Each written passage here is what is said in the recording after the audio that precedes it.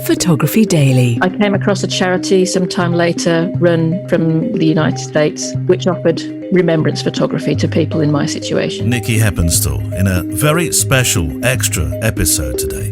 If ever you've thought, I know I have, how can I make a real difference to people with my photography? I hope you'll be moved by this somewhat different edition in that it's equally a very personal story at times and an appeal by one of the original founders of Remember My Baby, a registered charity which offers a free gift of baby remembrance photography to all UK parents experiencing the loss of their baby before, during or shortly after birth. We've met over 4,500 families and we've delivered over 152,000 images. So this is partly an appeal to you as a photographer from a photographer. And whilst clearly we're talking about a UK charity, we'll learn about the others that exist like this around the world and what it takes to be a very unique kind of photographer. For us to be out of our comfort zone for half an hour or an hour, depending how long we're there, we're providing images that bring an enormous amount of comfort to that family for years, because we can go back to our normal lives,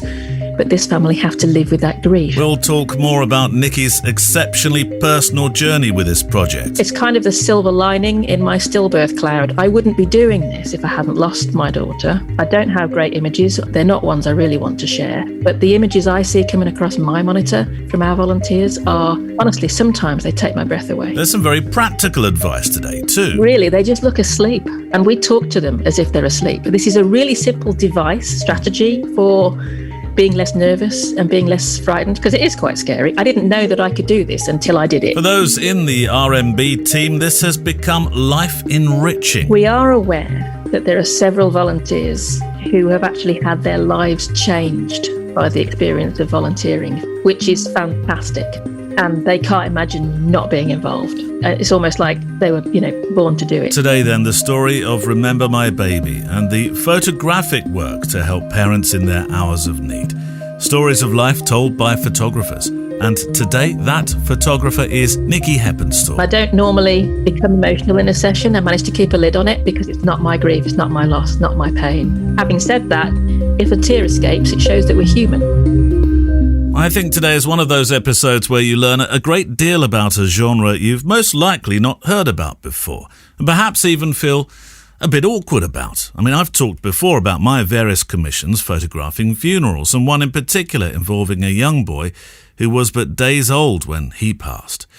Of course, we have our new style Friday photo walk show with interview contained within now, but there are some episodes that I feel are really quite different, and this is most certainly one of those today. This show is about those who make the pictures, their different journeys and often very personal accounts, and the why rather than the how of being a photographer. And it's supported by our wonderful patrons at mpb.com plus usbmemorydirect.com, who have an offer for our American and Canadian listeners later on. If you're listening to this on the day of release, our new Community 365 project has just gone live. And Mike Dries is our first photographer to launch it every day. So, 365, yes, there'll be a new image made by one of our community of listeners. And I know we're starting in September when so often these start in January, but we make the rules, don't we? It's a chance to join in with a 365, share your skills and inspire, and I'm proud to start with such a strong picture. Of course, if you'd like to take part too, on the website you'll find the 365 feature. In the menu, it has everything you need there to get involved in terms of information. Patron of the day today is April Brown, and I'll link to her Instagram, Sutton is my home, which is a love affair with her hometown of Sutton in Massachusetts. You're clearly a very patient wildlife photographer, April, given that I've been trying to make pictures of a woodpecker in our garden who visits every morning and taps just 10 feet away at the ants making their morning commute up our apple tree. He puts on a grand display, but the moment I raise my camera, poof, gone. I'll link to your Insta today. Joining Patreon is easy, and from the price of one high street coffee per month, patrons are so important to helping maintain a future for this podcast. And to thank you, if you are a patron, well, you get to hear the extra more editions, which are on Saturdays now, and they include my photographic diary essay and also the book club, which you can hear on the very easy to download Patreon app. This Saturday, I've got some thoughts about how often and open complete strangers are in sharing the most extraordinary life stories with us, unprompted, and I'm wondering why that is. Also, appropriately, Book Club looks into the world of The Birdmen, grainy yesteryear documentary pictures of the men who loved their racing pigeons, in some cases more than their own families, it seems. We're also supported by MPB.com, who help you buy and trade and sell used camera gear in the US, the UK and Europe. And I think it's important to add that it's a service I still personally use. I've bought used camera gear through them because I like the idea of a guarantee. I've sold kit I no longer use through them, and I've traded gear in against equipment I really want to add to my kit bag. They make every step of the journey fair and easy, and that is why I keep going back to mpb.com. I'll link to them in the show notes, of course, today. So then, to my special guest in this extra Wednesday edition, Nikki Heppenstall, a personal story, a photographic life story, and as I say, a sort of appeal too today. And though we're dealing with a charity in the UK, those who photograph parents in their, as I say, real hours of need following the loss of their baby exist around the world. And it may well be something that you're moved to look up in your region, wherever you are. Let's meet a very special photographer then, Nikki Heppenstall. Nikki, I want to get a fix on your own photography first, your background, from where you've come with a camera. Yeah, I was always a keen photographer. I think I get it from my dad. He was a keen amateur photographer, had a darkroom when I was at home. So from the age of 5 or 6, I remember the darkroom smells, and he used black and white film and processed all his own pictures, which was great. So I think it's in the family. Relatives of his in the Liverpool area actually ran a chain of photographic shops. Right. So I've always been keen on taking pictures. And then when I actually lost my second child, I had a stillborn daughter. I had a film camera at the time. That was 20 years ago. That was a bit of a shock, unexpected, which it mostly is. Yeah. And I did take some photographs of her, but I'm amazed they're actually sharp, given the situation we were in. They're not ideal. Mm. But that had a huge impact on me on many levels, obviously. But specifically for the photography, I came across a charity sometime later run from the United States, which offered remembrance photography to people in my situation. Yeah. So I looked into that and I thought, right, I have to do this. I have to do this so that other people can have images. By this time I was digital. So I upped my game. I got some training. I upgraded my kit, software, etc. So I actually became a professional photographer specifically so that I could volunteer for that charity. And what was the timescale at this point? So that was about 9 years post-loss, I think. Fast forward to 2014, and some like-minded individuals, other photographers, passionate about this particular type of photography, we launched Remember My Baby in the UK. The UK really needed a dedicated charity for this. So you had been photographing babies in that time, had you? Only a few. Right. It was quite hard to promote the American charity in the UK, didn't really. We weren't going very far. We didn't meet many families. So once we'd launched Remember My Baby, we went from strength to strength, really. And we're in our 7th year. We'll turn 7 next month. We've met over 4,500 families. I know, it's incredible. And we've delivered over 152,000 images free of charge, which is it's just amazing. It fills me with a sort of humble kind of pride. It's a bit odd. You know, for me to be part of an organisation that can facilitate the quality images that we're able to deliver free of charge when these are the only photographs families are going to get. Because there's no first steps and first day at school, etc. No. You know, all of that is lost. All of that potential for taking photographs is lost. And it's kind of the silver lining in my stillbirth cloud. I wouldn't be doing this if I hadn't lost my daughter. I don't have great images. They're not ones I really want to share. But the images I see coming across my monitor from our volunteers are, honestly, sometimes they take my breath away. To quote, actually, our goal is to offer a service of baby remembrance photography to parents suffering the loss of their baby in every hospital and birth centre across the UK. So perhaps we should be very clear on what the service is. How do you help parents? What exactly is the service that you offer? How does it work? There's two things that we offer. The core service is remembrance photography. So we have a network of volunteer photographers across the UK, most of whom are professional. Some are highly skilled non-professionals, or they've retired or whatever, or it's a second career for them, or whatever. Hospitals get in touch with us to let us know that a family are in need, and our volunteers will go into the hospitals around their work and family lives to provide high quality portraits. Black and white images, usually baby with family, mum and dad, sometimes siblings, sometimes extended family. These are provided 4 to 6 weeks later on a USB with our logo on, with a handwritten note from the photographer on a postcard that we make free of charge. So these are permanent, tangible memento reminder of a situation where they came away from hospital with empty arms. And sometimes you can feel like did I dream that? Did I really have that baby? It's a bit like, well, for me, it was a bit like having an out-of-body experience, really. It was a bit like I was expecting for someone else. My baby died at birth. And for me to be able to be part of an organisation that captures these images for families in this situation is just incredible. The other service that we do is editing. Photo retouching. About to mention the editing, because that's a very important part of it. Because I understand actually that a lot of volunteers who think, what a fantastic idea, I would love to be a part of this, but don't feel ready to photograph, can actually still offer a lot of value to the charity, can't they? Yeah, totally. A lot of volunteer photographers, or a lot of photographers that we ask if they'd like to get involved, are like, I'm not sure I could do it. I'm too emotional. I don't think I could hold it together. Yeah. And we say, well, how about editing? And you are seeing some images that could be upsetting or distressing, because not all babies are in excellent condition. We do see blemishes and skin tears and bruising and such like. So that can be a bit harrowing. That can be a bit challenging, but you're not in the room with the family.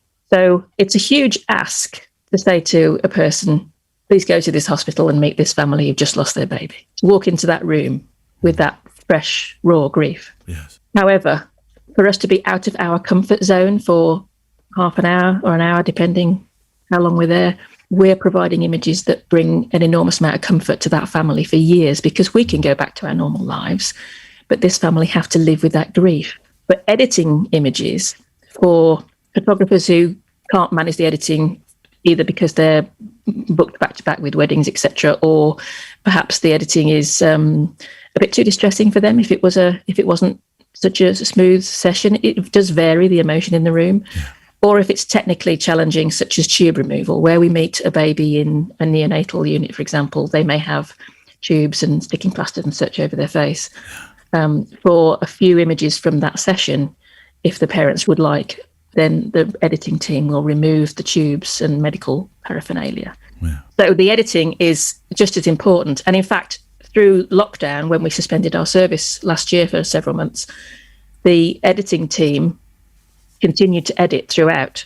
And where we were contacted, we said to hospitals, if staff or if the families have taken images themselves, either on a camera or a ward camera or their phones, we can edit. Yeah. So the editing team did a lot of editing through the suspension of our service. Nikki, I don't want to pry, but I am going to ask, if this service had been available to you when you lost your second child, is it something you would have wanted yourself? Absolutely. I can't imagine not having my images. I just can't imagine that. Yeah. I don't have my baby. I don't have the memories that I could have captured, that I have captured with my other children. I don't look at them very often, but when I do, I can remember the midwife being so kind, who took footprints and handprints and a lock of hair. And I actually took a video camera in and I filmed that over her shoulder. Wow. And I remember smiling to myself, because back then, this was 20 years ago, so back then it was a black ink pad, just like you'd use in an office. Yeah. Now they have special wipes and special paper, so they apply the wipe to the baby's hands and feet, carefully apply the baby's hands and feet one at a time to the paper, and then whatever that is in the wipes develops on that special paper. So now the baby's hands and feet are clean. They look clean. But my baby's hands and feet were covered in black ink at the time. But I remember smiling behind the video camera when the midwife was taking those hand and footprints and that lock of hair. And that's a warm memory for me. That's a positive memory for me. Although this isn't about funerals today, I did want to mention one that I photographed for a boy called Felix, who passed away but days old, something that had happened a few times before to his parents. But they didn't want Felix to go out of the world unremembered, essentially. They felt the funeral service, hard that it was a way of saying, you lived. It might not have been for long, but you did, and we want to celebrate that. And I remember talking to people and friends and relatives who Nikki, frankly, they didn't get it. They practically turned their noses up in disbelief, from a practical stance, if you will.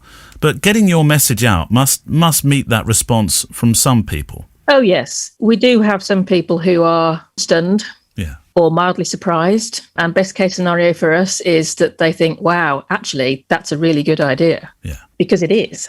It is an incredible idea. Some families don't participate for religious reasons. Some photographers wouldn't apply to us for religious reasons, and we totally respect that completely. But for these days, childbirth is all about informed choice. And we are so determined that parents facing the loss of their baby shouldn't have it any different. No. Informed choice. We feel strongly they need to be informed of this service and have the choice of taking it up. We've got 300 photographers on the list. Not all are active. Some hospitals don't call, which is like, well, why, But we want this to be a choice for parents because we absolutely know from feedback from the parents that we've heard from that this is really hugely helpful in their grieving process. Well, you mentioned something very important there, the hospitals calling, because I wanted to try and understand the process by which this happens. At some stage, a phone call has to be made. Somebody needs to, in the hospital in the first place, and maybe this is the reason why some don't call, have to have belief in it and understand it. And how does that process happen then? What puts everything into action so that a photographer, turns up and does what they need to do? We have links established now with over 100 hospitals. 7 years into this, we've got quite a lot of hospitals on board, but there's plenty to go at yet. There's best part of 300 odd around the country. So when the family is faced with this situation in their hospital, usually a midwife or a neonatal nurse will call our free phone number. That's answered 24/7 by a human being. Right. No voicemail. Since we've made that change to our service, every single call is answered, which is vital because this is a time-sensitive situation. So the details are taken down and forwarded to our team of volunteers. We have a team of session coordinators. So they will look at the details and post out an alert to the photographers in that area, the local team. The photographers need to then let us know, are they available? We do follow up with text. We use Facebook quite a lot, but in text and occasionally WhatsApp for trying to get in touch with them. Yeah. When the photographers get in touch to say, sorry, no can do, I'm at a wedding, or no can do, I'm out of area, whatever reason, the others hopefully will say, well, I can, but I can't get there till 6. Well, I can, but I can't get there till other half's home to look after the children. Well, I can, but I need someone to cover my school run. Give me 5 to see if I can get a friend or neighbour to cover my school run. So we try and attend the hospital same day or next day. So the photographer will go to the hospital, meet the family. There's a consent form to fill in, bit of paperwork. They'll explain briefly about what's going to happen. And basically, we then will capture photographs of baby, usually in the Moses basket or being held or both, depending. There's a flow to the session when you get there. If baby's in the Moses basket when I arrive, I'll acknowledge baby by name, which is vital. I often forget what mum and dad's names are, but even if this is their first baby, they're parents now. So I call them mum and dad. So we'll capture photographs of baby in Moses basket, being held by mum, being held by dad, sometimes as siblings.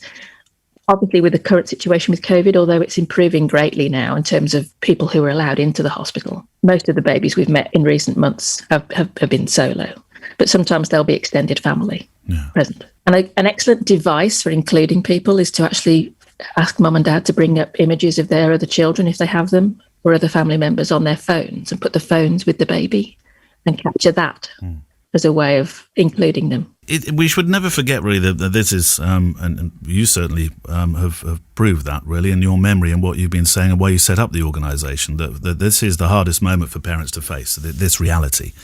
And I do see pictures that are created that could so easily be of a child who hasn't passed, actually. And I'm struggling a bit for the words, but they are beautiful pictures. And perhaps I shouldn't feel ashamed of saying that. And I'm almost feeling, this typical British thing of saying, am I using the correct terminology here? How do you prepare though both a photographer and parent or parents for this meeting and this photographic moment? It's not something that you can just read about in a manual. It's not something, well, not that I've found anyway, that you can look up on YouTube. And I remember from my experience of photographing young Felix's funeral, nobody really was around to say, well, this is what you do and this is what you should expect and this is how you should act.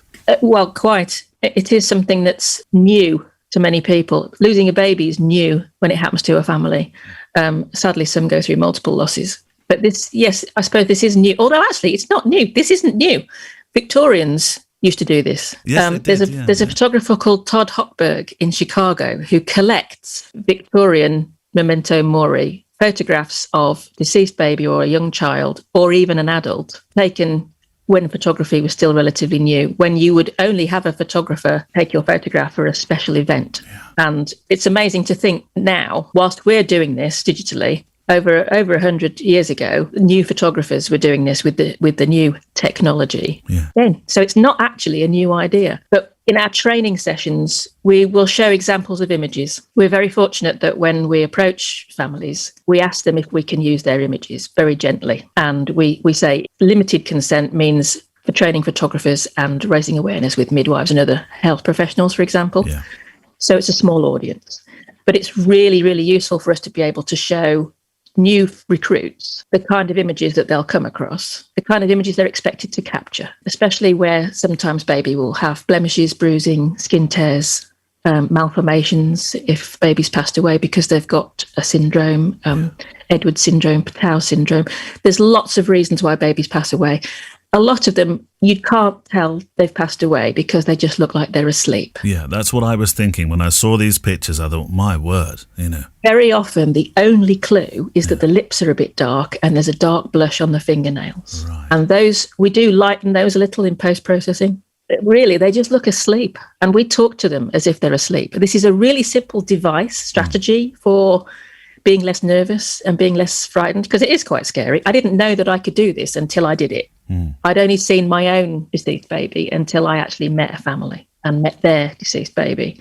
And it was weird because I was in the car park afterwards punching the air because it wasn't my grief, it wasn't my loss, it wasn't my pain. And I could keep it at arm's length to be able to give them this gift.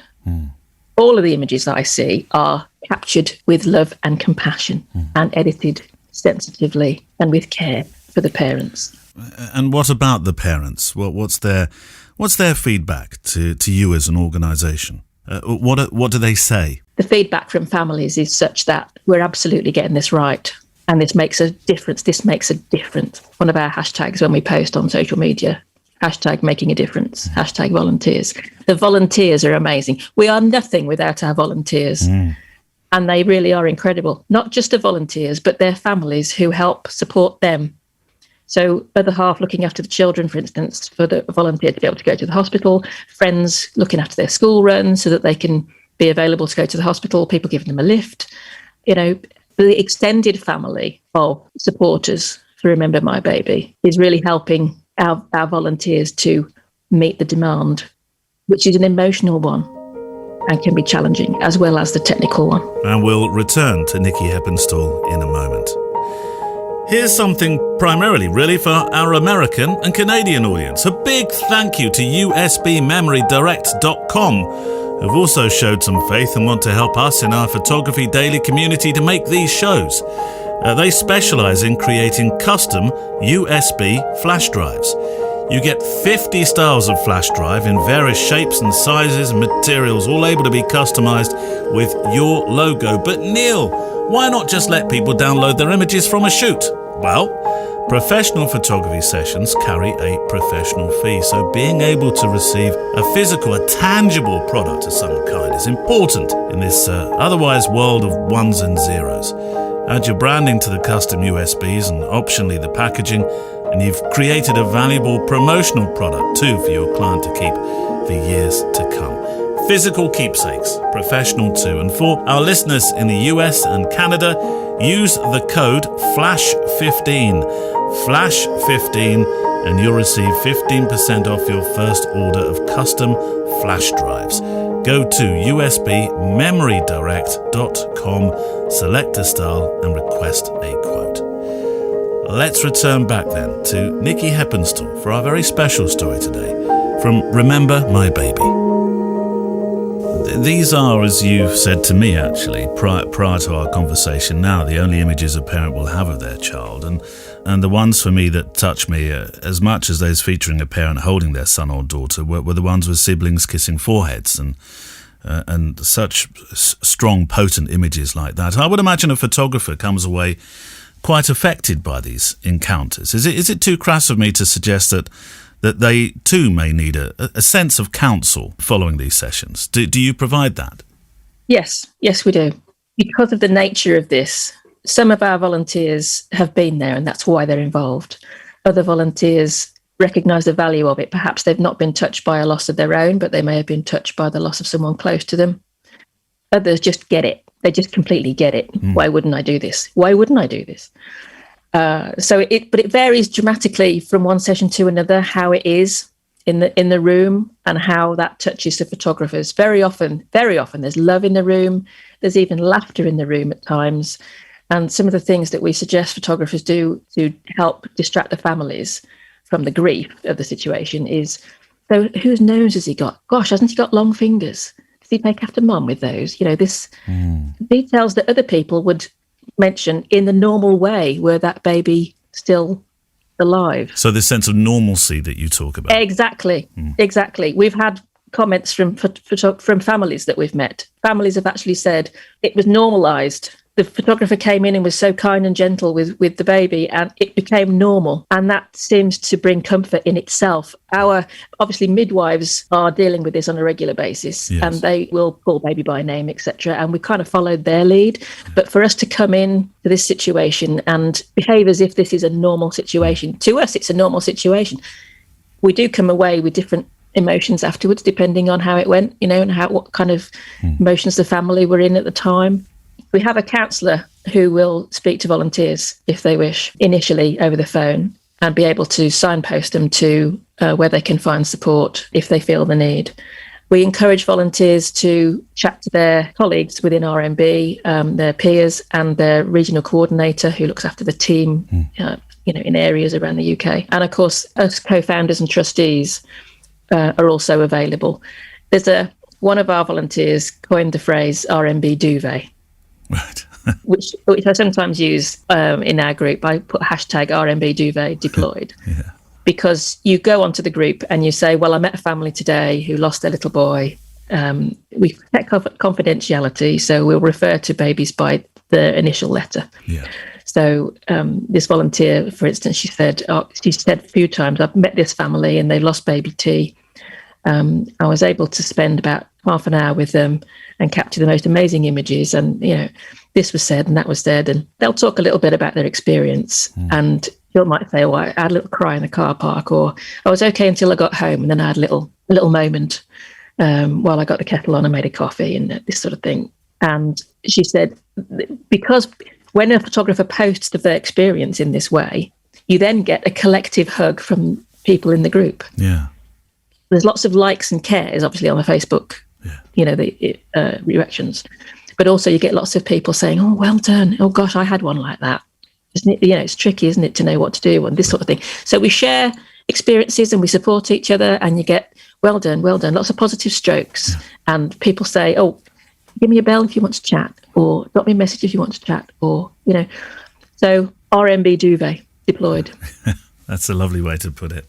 I know that you said that photographers don't have to be professional. Many of them are, I know, but they don't have to be. Is there? I'm trying not to be too clumsy with this question, but I'm wondering that there's a type of photographer, be that gender, be that age, whether they're a portrait photographer by trade. I wonder if there's a type of photographer that you typically see that says, I want to help here. I think it's more a question of the type of person.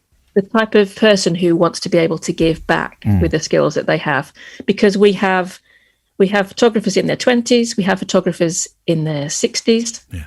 There might even be older ones. I don't ask their ages, but some of them are retired.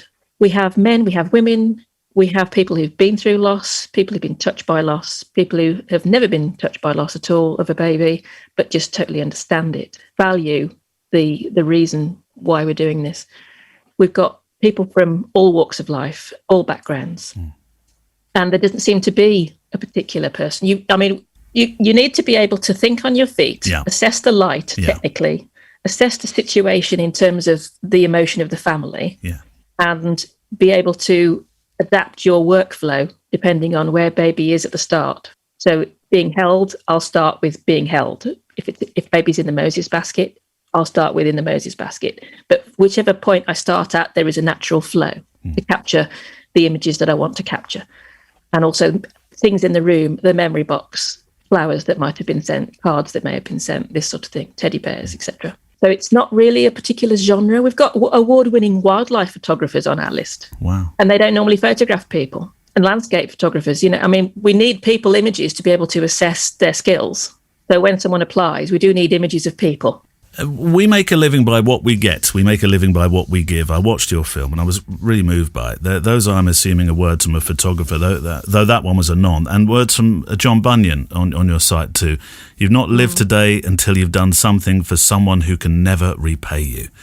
There's not a doubt in my mind that those who may tentatively start out end up with such enrichment for laudable and the right reasons, helping people. I would imagine that people who sort of tentatively step into it and think, what have I got myself into, end up with a very different feeling and emotion. We are aware that there are several volunteers who have actually had their lives changed by the experience of volunteering for Remember My Baby. I bet, yeah. Which is fantastic.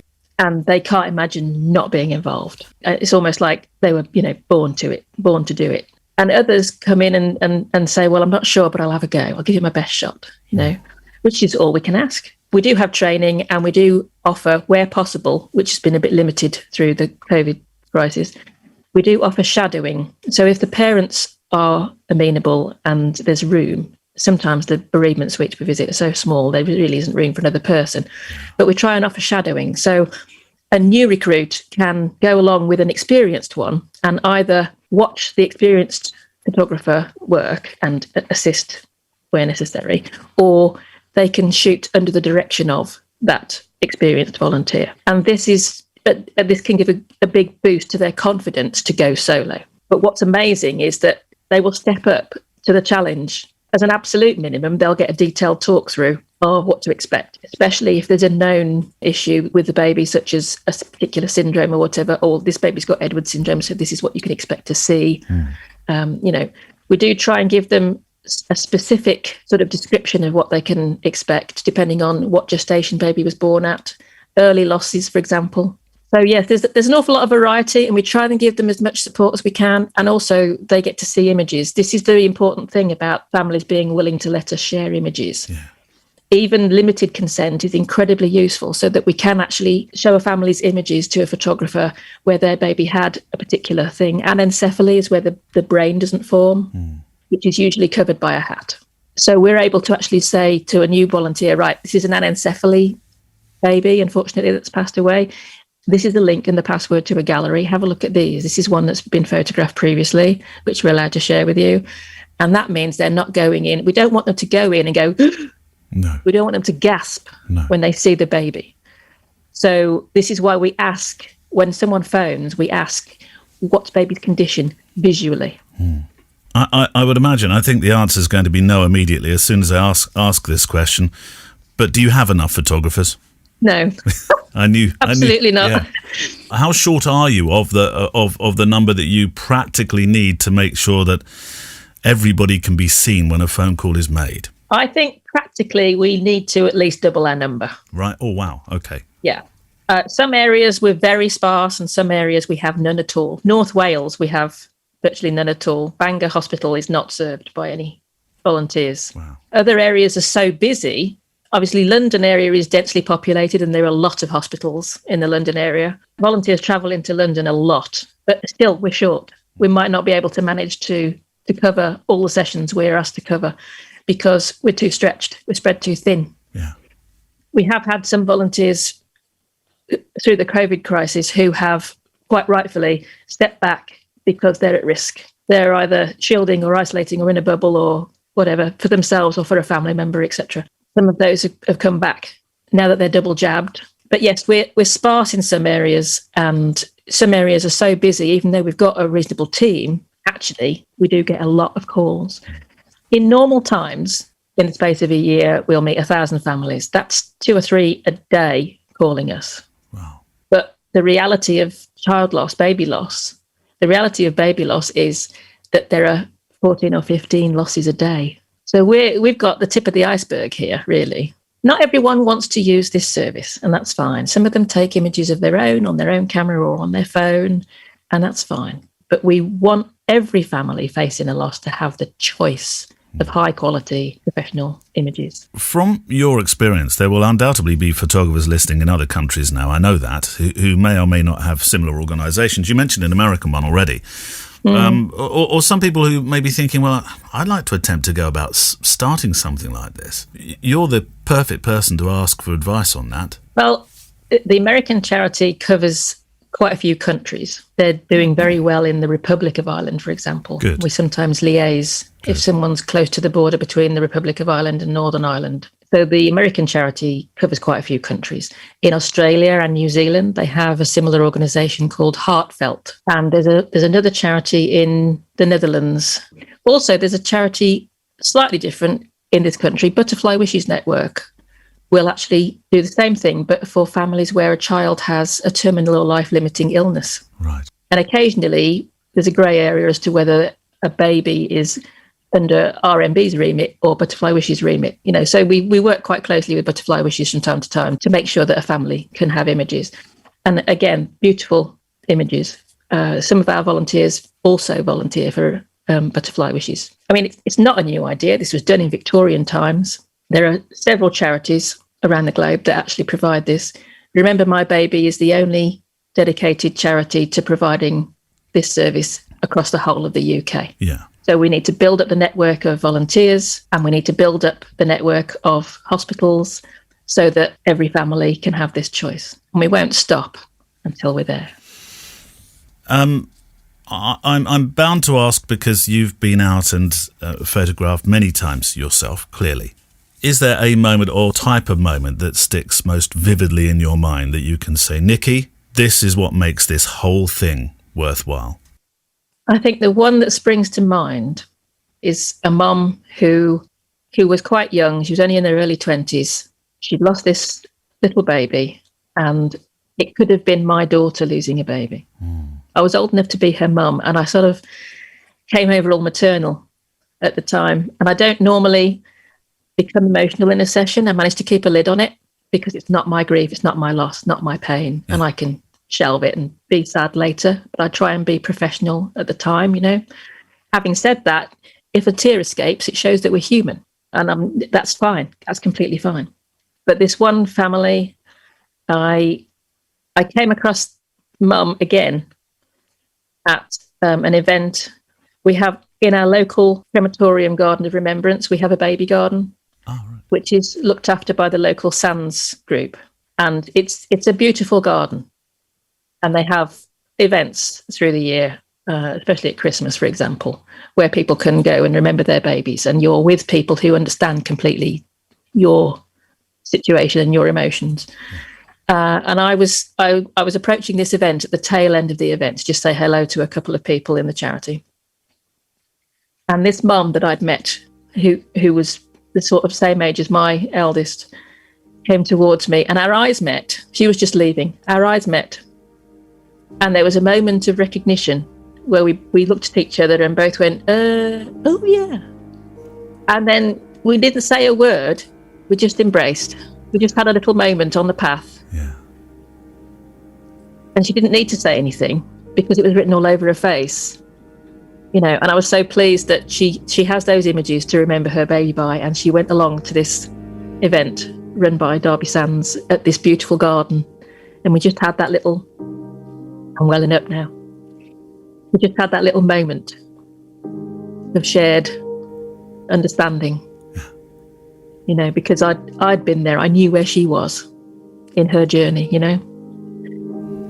This is what makes it worthwhile. This is why I say about it being the silver lining in my stillbirth cloud. I wouldn't wish baby loss on anyone because it's devastating. And we're all members of a club none of us want to join. None of us expect to join. But actually, you meet the most amazing people. You really do meet the most amazing people. I wish I'd never had this reason to meet them. But I do have lifelong friends as a result of being part of the baby loss community, however much I would rather I wasn't in there.